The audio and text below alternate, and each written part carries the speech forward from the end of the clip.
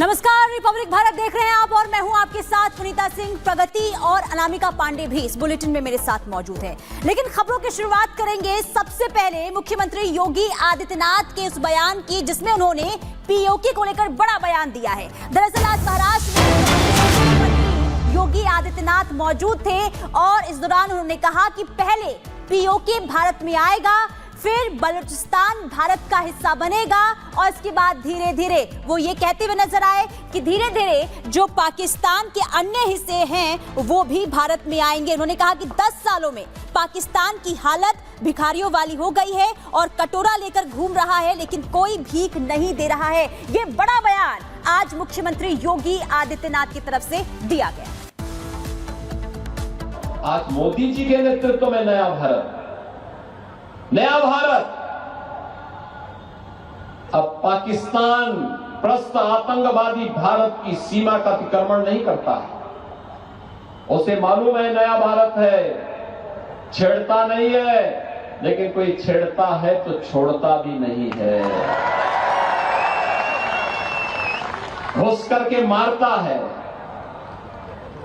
पाकिस्तान इसीलिए हिला हुआ है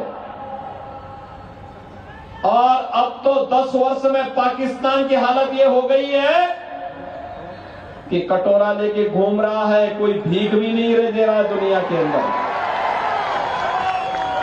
बहनों और भाइयों, मैं आपसे कहने के लिए आया हूं, भारत की ताकत को बढ़ाइए। देखना, पहले पाक अधिकृत कश्मीर भारत में आएगा, फिर बलूचिस्तान और पाकिस्तान के अन्य भाग भी भारत के हिस्से बनेंगे। और उत्तर प्रदेश में 9 सीटों पर उपचुनाव होना है जिसको लेकर मुख्यमंत्री योगी आदित्यनाथ लगातार मैदान में ताकत झोंकते हुए नजर आ रहे हैं। एक तरफ यूपी के मुख्यमंत्री योगी आदित्यनाथ लगातार ताकत झोंक रहे हैं तो सपा के अध्यक्ष अखिलेश यादव की तरफ से भी सियासी बयानबाजी का दौर तेज है। दोनों ही अपनी रैलियों में वार पलटवार करते दिखाई दे रहे हैं।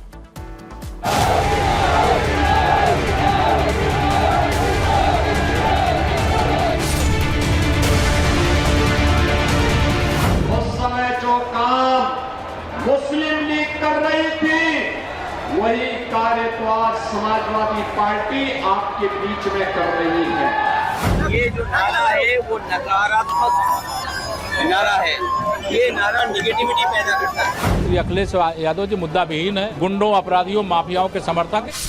यूपी के उपचुनाव में मुस्लिम लीग की एंट्री।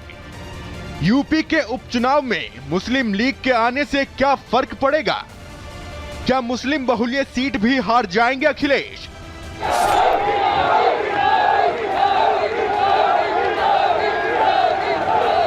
यूपी के उपचुनाव में मुस्लिम लीग की एंट्री हो गई है। खैर सीट पर प्रचार करते हुए योगी ने 1906 की याद दिलाई। आखिर योगी ने क्यों मुस्लिम लीग की चर्चा की और 1906 याद दिलाया, सुनिए। 1906 यही अलीगढ़ है जब यहां पर भारत के विभाजन की नींव रखने वाली मुस्लिम लीग की स्थापना इसी अलीगढ़ में हुई थी। अलीगढ़ ने उनकी चलने नहीं दी, लेकिन देश को सांप्रदायिक आधार पर बांटने के उनके मंसूबे सफल हो गए। याद रखना, मुस्लिम लीग की स्थापना कराची में नहीं हुई, इस्लामाबाद में नहीं हुई, ढाका में नहीं हुई, उसकी स्थापना इसी अलीगढ़ में हुई थी। वे खतरनाक मंसूबे अभी भी समाप्त नहीं हुए और इसीलिए मैं आया हूं। उस समय जो काम समाज को बांटने का, उस समय जो विभाजन की खाई समाज को बांटने का मुस्लिम लीग कर रही थी, वही कार्य तो आज समाजवादी पार्टी आपके बीच में कर रही है। 3 दिन बचे हैं वोटिंग के, इसलिए प्रचार में शोर ज्यादा है। एक एक सीट पर जैसे जंग सी छिड़ी हुई है। उसने यूपी के इस उपचुनाव को मान सम्मान और प्रतिष्ठा की लड़ाई बना दिया है। मुख्यमंत्री योगी आदित्यनाथ की रैली और रोड शो की तस्वीरें देखकर उपचुनाव का रुझान कोई भी समझ सकता है। मुस्लिम बहुल्य इलाके में भीड़ इतनी हो रही है कि पैर रखने की जगह नहीं मिल रही है। समाजवादी पार्टी के गढ़ में बटेंगे तो कटेंगे के पोस्टर लहरा रहे हैं और छतों से बाबा के काफिले पर फूल बरसाए जा रहे हैं।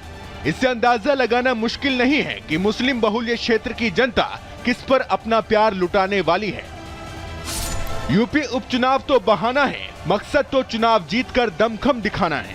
इसीलिए हार तो किसी भी नेता की कल्पनाओं में है ही नहीं और बड़ी जीत से नीचे कोई सोच नहीं रहा। अगर हम प्रतिशत के हिसाब से देखें तो 100 में से 100% ये हारने जा रहे हैं, और अगर हम गिनती और संख्या में गिनेंगे तो 9 की 9 सीटें ये इस बार बाई इलेक्शन हार। सियासतदानों के लिए ये चुनाव मौका है हिंदुत्व के नए संस्करण बटेंगे तो कटेंगे की अग्नि परीक्षा का। बहन और भाइयों, क्योंकि हम बटे थे इसलिए कटे थे। जाति के नाम पर बटे थे इसलिए कटे थे। बटेंगे तो और एक रहेंगे तो सेफ रहेंगे, एक रहेंगे सेफ रहेंगे, एक रहेंगे तो। यूपी उपचुनाव में योगी के प्रचार का ये राउंड नंबर 2 है और योगी 100% स्ट्राइक रेट से खेलेंगे और इस पर किसी को कोई डाउट नहीं है। वजह है 2017 से अब तक जो कहा वो कर दिखाया है। यूपी दंगा मुक्त है, माफिया राज खत्म हो चुका है, नकल माफिया का तंत्र टूट चुका है, बदमाश अपराधी हाथ जोड़कर सरेंडर कर चुके हैं, विकास के काम एक्सप्रेस स्पीड पर हो रहे हैं, अगड़े पिछड़े दलित मुसलमान सभी को योजनाओं का लाभ बराबर मिल रहा है। याद करिए, हमने पहले दिन कहा था उत्तर प्रदेश के अंदर उत्तर प्रदेश की धरती को दंगा मुक्त बनाएंगे। उत्तर प्रदेश की धरती में कोई भी माफिया हो, वह खनन माफिया हो, वह नकल माफिया हो, वह वन माफिया हो, वह पशु माफिया हो, उससे सख्ती से निपटेंगे। और बहनों और भाइयों, आपने देखा होगा समाजवादी पार्टी को इससे पीड़ा होती है। नकल माफिया को भी बचाने के लिए वह कितनी एड़ी चोटी, आज भी आप देख लीजिए जितने बड़े दुर्दांत खतरनाक माफिया हैं वे सब सपा के गले के हाड़ हैं।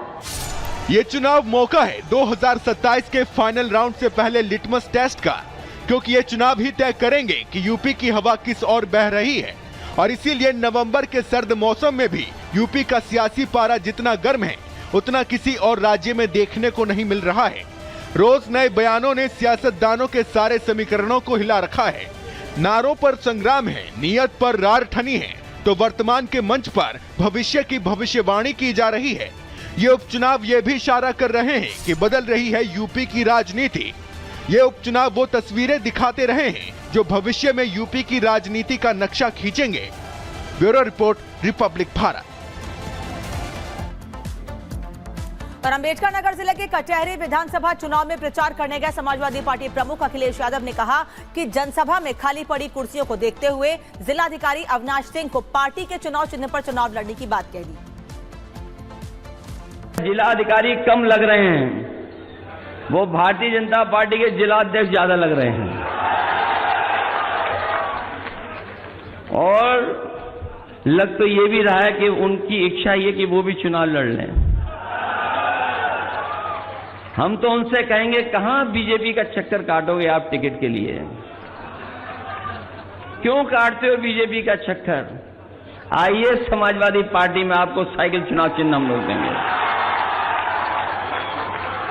अगर यही इच्छा है चुनाव लड़ने की तो क्यों बीजेपी के चक्कर काट रहे हो? वहां तो कई सीढ़ियां हैं, कई इंजन हैं, किस इंजन से टकराओगे?